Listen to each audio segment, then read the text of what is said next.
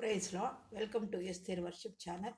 మరొక వీడియో ద్వారా మీతో దేవుని వాక్యం పంచుకోవడానికి దేవుడు నాకు ఇచ్చిన ఆయుష్ను బట్టి, ఆరోగ్యాన్ని బట్టి, జీవమును బట్టి, ఊపిరిని బట్టి ఆయనకు కృతజ్ఞతాస్తుతులు చెల్లిస్తున్నాను. నేనేమై ఉన్నానో అది కేవలం ఆయన కృప. నూతన సంవత్సరం ఇచ్చి నూతన సంవత్సరం నడిపిస్తున్నందుకు వందనాలు. మీరందరూ నన్ను ఎంతగానో ప్రోత్సాహపరుస్తూ, బలపరుస్తూ, ఆదరిస్తూ నడిపిస్తున్నందుకు మీ అందరికీ నా కృతజ్ఞతలు తెలియజేసుకుంటున్నాను. ఈరోజు మరొక వాక్యము కీర్తనలలో యాత్ర కీర్తన, దావీదు రాసిన కీర్తన యాత్ర కీర్తన మొదటి వచనం చూసుకుందాం. యెహోవా యందు భయభక్తులు కలిగి ఆయన త్రావలి యందు నడుచువారందరూ ధన్యులు. నిశ్చయముగా నీవు నీ చేతుల కష్టార్జితము అనుభవించదువు. నీవు ధన్యుడు, నీకు మేలు కలుగును. చిన్న ప్రార్థన చేసుకుందాం. అత్యంత మహాపరిశుద్ధులను, ప్రేమమేడు, కృపామేడు, దయామేడు అనే ప్రభువా, మీ అభిరంజి పాదములకు లెక్కలేని స్థుతులు, స్తోత్రాలు, వందనాలు చెల్లించుకుంటూ ఉదయకాల సమయంలో మీ పాసనకు వచ్చినానైనా. ఈ వాక్యాన్ని వివరించడానికి నాకు జ్ఞానం సరిపోదు. మీ ఆత్మ నడుపు దయచేసి మాతో మాట్లాడి మేము ఎలాగ ధన్యకరమైన జీవితంలో మా జీవితం కొనసాగించవలను మాకు నేర్పించి మహింపదమని మీ ప్రియకుమారు మా రక్షకుడు నేను యేసుక్రీస్తు వారి పుణ్య పదాలు పట్టుకుని అతిమిక్రంగా వచ్చినాం తండ్రి, ఆమె. ఇక్కడ ఏమంటున్నాడు? కీర్తన 128:1, యెహోవా యందు భయభక్తులు కలిగి ఆయన త్రోవలు యందు నడుచు వారందరూ ధన్యులు. దేవుని యందు భయం ఉండాలి, భక్తి ఉండాలి.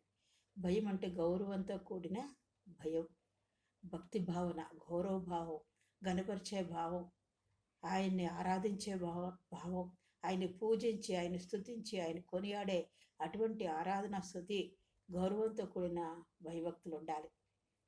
చూడండి, మన పిల్లలు భయభక్తులు ఉందంటారు, మనం కేకలేసినప్పుడు కొంచెం భయపడినట్టు ఉంటారు, మళ్ళీ మామూలుగా చేస్తారు. అలా కాకుండా అలా చేసినప్పటికీ దేవుడు మనల్ని సరిచేస్తూ, గద్దిస్తూ నడిపిస్తున్నాడు. మరి ఆయన చూస్తున్నాడని, మనం ఎలాగ ఆయన్ని ఆరాధిస్తున్నామో, ఎలా గౌరవిస్తున్నామో, ఎలా గనపరుస్తున్నామో ఆయన చూస్తున్నాడని మనము భయభక్తులతో ఉండాలి. అలా నడుచు వారందరూ ఆయన భయభక్తులు కలిగి ఆయన యందు, ఆయన త్రోవలు యందు, ఆయన మనకి ఏ త్రోవలు ఇచ్చాడో, ఏ ఆజ్ఞలు ఇచ్చాడో వాటిలో నడుచువారందరూ ధన్యులు. ధన్యులు అంటే ఆశీర్వాదకరం, ఆశీర్వాదం కలిగిన వారు, ధన్యం మాట. అలాంటి వాళ్ళు ధన్యులు. పరిశుద్ధ గ్రంథంలో ధన్యులు అంటే దేవునితో వ్యక్తిగత సంబంధం, ఒక నిబంధన సంబంధాన్ని కలిగి ఉన్నవారు. మరి ధన్యులైన వాళ్ళ వ్యక్తుల లక్షణాల గురించి మనం చూసుకుందాం. ఎలా ఉండాలి?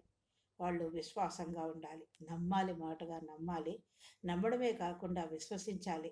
ఆయన దేవుడని, ఆయన నీ కోసం, నా కోసం మనకు రక్షణ ఇవ్వడానికి భూలోకంలో జన్మించాడని, ఆయన శిలువ మరణం ద్వారా మనకు విమోచన ఇచ్చాడని నమ్మి విశ్వసించాలి. విశ్వసించిన తర్వాత అలా విశ్వాసం ఉందని ఉండిపోకుండా బాప్తిసం పొందాలి. ఆయన ప్రతిదీ మనకు మారుదిగా చూపించారు కదా.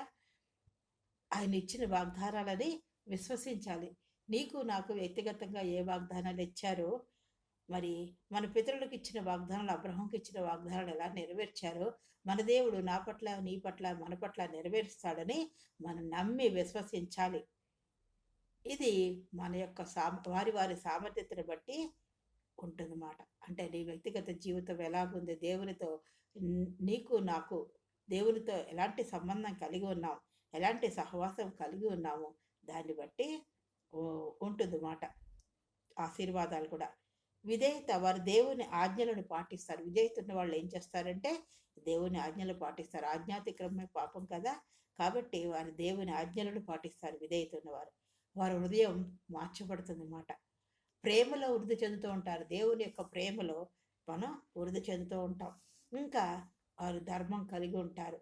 కరుణ, దయ, హృదయంలో మెత్తటి హృదయం, దయ కలిగి, ధర్మం చేసే గుణం, కరుణ హృదయం కలిగి ఉంటారు. ఇలాంటి లక్షణాలు కలిగి ఉంటారు.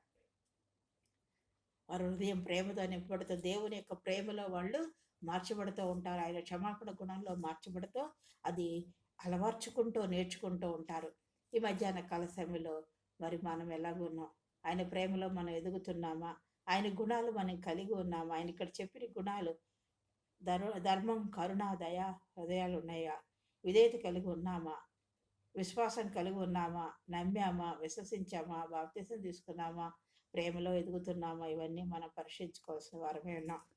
మత్తయి సువార్త 5వ అధ్యాయం 3 నుంచి చూసుకుంటే, ఆత్మ విషయమై దీనులైన వారు ధన్యులు, పరలోక రాజ్యం వారిది.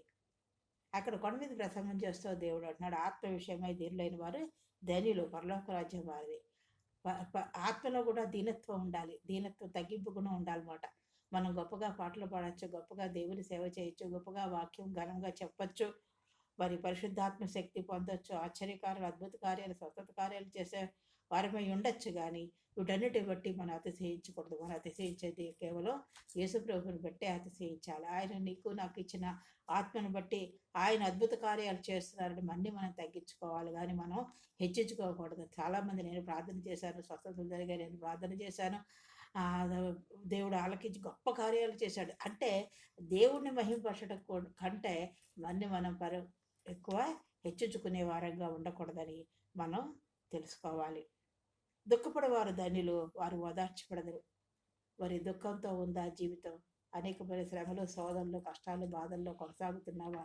అయినా ఒక నిరీక్షణ ఉంది మనకి, ఏంటంటే దేవుడు ఉన్నాడు, ఆయన ఓదారుస్తాడు, ఆయన నిన్ను హత్తుకుంటాడు, నీ హృదయంలో బాధలు ఆయన తీసివేస్తాడు, ఆయన గొప్ప కార్యాలు చేస్తాడు అని మనం ఆయనపై ఆధారపడాలి. దుఃఖపడేవారు ధన్యులు, వారు ఓదార్చబడతారు అంటే వాళ్ళని ఆశీర్వదిస్తాడు దేవుడు మాట.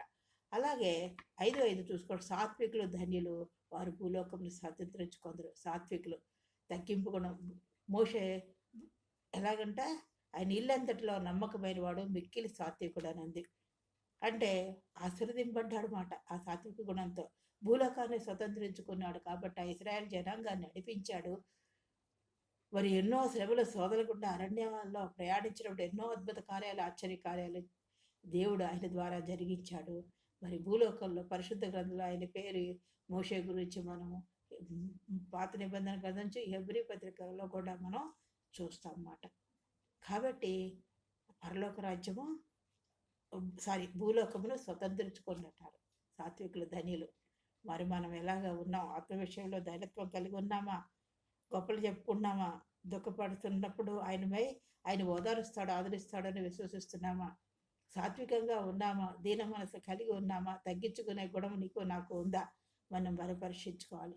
నీతి కొరకు ఆకలి దప్పులు గలవారు ధనియులు, వారు తృప్తిపరచబడదురు. నీతి, అబ్రహాం దేవుని నమ్మిన అతనికి నీతిగా ఎంచబడను. మనం దేవుని నమ్మాము, ఆ నీతిగా మనం ఎంచబడుతున్నాం. మరి ఆయన నీతిలో మనం కొనసాగబడాలి. అంతేగాని నీతిని కలిగి మనము ఉండాలి, కానీ మనం తృప్తిపరచబడతాం. తృప్తి లేని జీవితంతో కానీ మరి ఏవో పనులు, దొంగ పనులు అవి చేసి కానీ మన ఆదాయాన్ని సంపాదించుకోవడం కానీ అనేకమైన పాపాలు, పొరపాట్లు చేస్తూ ఆయన నీతిని తప్పిపోతూ మార్పు లేని జీవితంతో మరి తిరిగి ఆ నీతిలో రక్షణ పొందిన ఆ నీతిని మనం మర్చిపోయి తృప్తిపరచకుండా మనం తృప్తిపరచుకోవడానికి మనం ఏమేమి చేస్తున్నాము అవన్నీ విడిచిపెట్టాలి. దొంగ పనులు, పాప పనులు, మరి ఆకలి దప్పులు ఆగలేక అనేకమైన దుర్మార్గాలు చేయకుండా ఆయన నీతిలో ఎదగాలని దేవుని వాక్యము అప్పుడు మనం తృప్తిపరచబడతామంట సెలవిస్తుంది. కనికరం గలవారు ధన్యులు, వారు దేవుని చూచెదరు. కనికరం గలవారు ధన్యులు, వారు కనికరం పొందెదరు. వారేంటంట కనికరాన్ని పొందుతారు. ఎవరైతే ఇతరులను కనికరిస్తారో, ఎవరైతే ఇతరుల దయ కలిగి ఉంటారో వాళ్ళు కనికరము పొందుతారని దేవుని వాక్యం సెలవిస్తుంది. మరి మనం కనికరం కలిగి ఉన్నామా? నీతిలో జీవిస్తున్నామా? దీన మనసు కలిగి ఉన్నామా? మనం పరీక్షించుకుందాం. సమాధానపరచువారు ధన్యులు, వారు దేవుని కుమారులు అనపడదు. మరి మనం సమాధానకరంగా జీవిస్తున్నామా? ఎవరైనా కుటుంబాల్లో కానీ ఇక్కడ కానీ కొట్లాడుకుంటుంటే వాళ్ళ మధ్యన అసమాధాన పనులు చేసేవారుగా, వాళ్ళని ఇంకా రెచ్చగొట్టే వాళ్ళగా, వాళ్ళ కొట్లాట్లు పెంచేవాళ్ళగా మరి అసమాధానమైన పనులు చేస్తూ ఉన్నామా? మనం పరీక్షించుకోవాలి. సమాధానపరచువారు దాన్ని సమాధానపరచాలి. ఎప్పుడు వారు దేవుని చూస్తారట. కాబట్టి మనం ఎలాగున్నాం మనం పరీక్షించుకుందాం. నీతి నిమిత్తం హింసింపబడేవారు ధన్యులు, పరలోక రాజ్యం వారిది. దేవుని గురించి హింసింపబడితే నింద మాటలు, చెడ్డ మాటలు, నిన్ను దూషించినప్పుడు, నన్ను దూషించినప్పుడు మన ధన్యులు వంట. పరలోక రాజ్యము మనది, పరలోక రాజ్యము వారిది. నీతి నిమిత్తం హింసింపబడేవారు ధన్యులు, పరలోక రాజ్యం వారిది. నా నిమిత్తము జనులు మిమ్మల్ని నిందించి హింసించి మీ మీద అబద్ధముగా చెడ్డ మాటలు పలుకున్నప్పుడల్లా మీరు ధైర్యులు.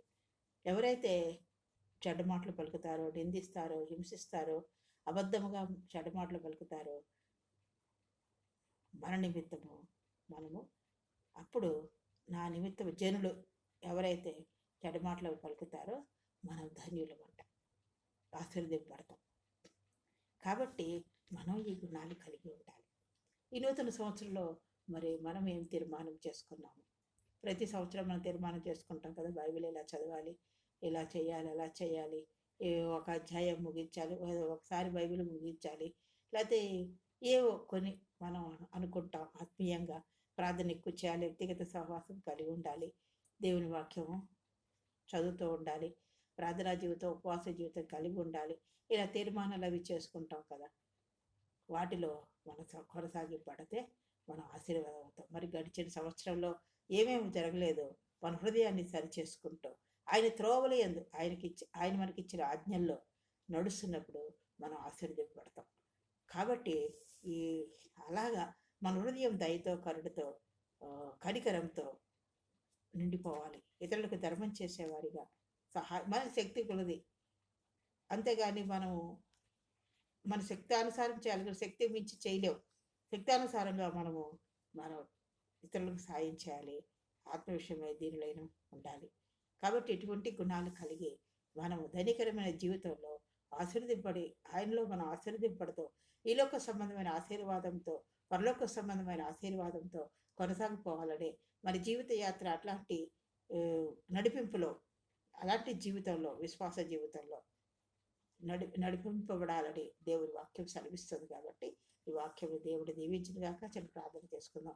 అత్యంత మహాపరిశుద్ధులను ప్రేమగండు, కృపాగండు, దయామరుగండు ప్రభ, మీ అప్రించి పాదములకు లెక్కలేని స్థుతులు, స్తోత్రాలు, వందనాలు చెల్లించుకుంటూ ఉదయకాల సభలో మీ పాత్ర గారికి వచ్చినైనా నా ప్రభావం మీ వాక్యం మాకు వచ్చిన విధానం బట్టి వందనాలు తండ్రి. మేము ఎలా జీవించుకున్న విశ్వాసం, విధేయత, నాయన భయభక్తులు నా తండ్రి మరి ప్రభా ఎలాగ మేము నడవలను, దీనత్వం కలిగి, విధేయత కలిగి, కరుణాహృదయం కలిగి, కనికరం కలిగి, దయాగుణం కలిగి నా ప్రభా నా తండ్రి నాయన మరి ప్రార్థనా జీవితంలో, వ్యక్తిగత జీవితంలో ఎలా మేము సాగిపోవాలో, మీ త్రోవలు ఎందు, మీ ఆజ్ఞలు ఎందు మేము ఎలా నడిపించబడాలో మాకు మీరు వివరించిన విధానం బట్టి మీకే వదనాలు, స్తోత్రాలు చెల్లించుకుంటూ అన్ని విషయాల్లో ప్రభావ మీరు మాకు మాదిరి చూపించారు తండ్రి. అలాంటి జీవితంలో దీన మనసుతో, తగ్గింపుకోవడంతో మేము ముందుకు సాగిపోయే కృపను గురించి ఈ నూతన సంవత్సరంలో నూతనమైన ఆత్మాభిషేకంతో నడిపించి మహిపదవని మీ ప్రియకుమారు పరీక్షకుడు నేను యేసుక్రీస్తు వరకు నీ పదాలు పట్టుకుని అతిమికులైన గేడుకొచ్చున్నాం తండ్రి. ఆమేన్. దేవుడు మిమ్మల్ని అందరినీ దీవించుగాక. నా గురించి, నా కుటుంబం గురించి ప్రార్థన చేయడం, మీ గురించి, మీ కుటుంబాల గురించి ప్రార్థన చేస్తున్నాను. దాన్ని ఎంతగానో ప్రోత్సహిస్తూ బలపరుస్తున్నందుకు మీకు నా వందనాలు తెలియజేస్తున్నాను. ఇంకెలో దేవుడు అలాగా నన్ను ముందుకు సాగిపోతే ఎలాగ మీ ఎదిగిన ప్రార్థనలో జ్ఞాపకం చేసుకోవాలని కోరుతూ ఈ వాక్యాన్ని ముగిస్తున్నాను. దేవుడు మిమ్మల్ని అందరినీ దీవించుగాక.